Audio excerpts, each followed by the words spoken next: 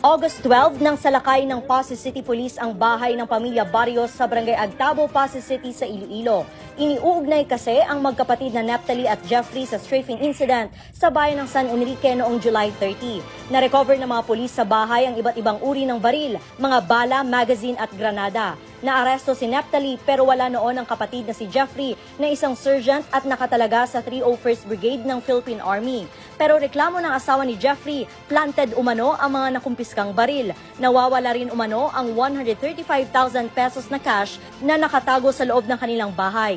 Sala nila nga pagsulod di sa amon nga balay sa pagkandak nila sang search warrant, ma'am. Kagtong gimbuol nanda kagtong mga pulis nga nagsulod di kanamon, kagtong nakasibilyan nga nagsaka di sa balay. Pero nanindigan ang Iloilo Police Provincial Office pati na ang Regional Office 6 na lehitimo ang kanilang operasyon. Walang nasaktan, walang nasira, at ang ginawa nilang search ay tama. Mismong asawa ang pumipirma ng Certificate of Orderly Search and Inventory Report. Yan po ay voluntaryo at sa presensya ng barangay officials, sa presensya ng ni Piskal.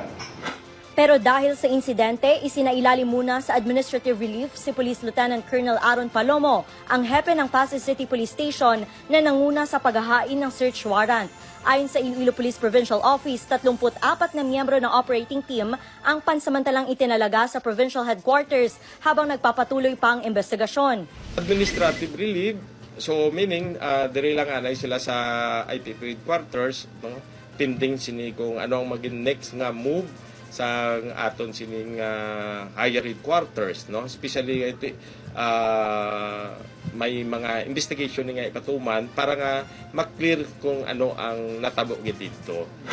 Sinusubukan ng GMA Regional TV 1 Western Visayas na makuha ang panig ng mga nirelieve na pulis pero hindi pa sila nakapagbigay ng pahayag. Natunto na rin si Sergeant Barrios at ngayon ay nasa restricted custody.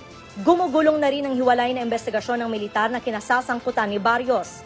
Para sa GMA Regional TV 1 Western Visayas at GMA Integrated News, ako si Zen Kilantang, ang inyong saksi.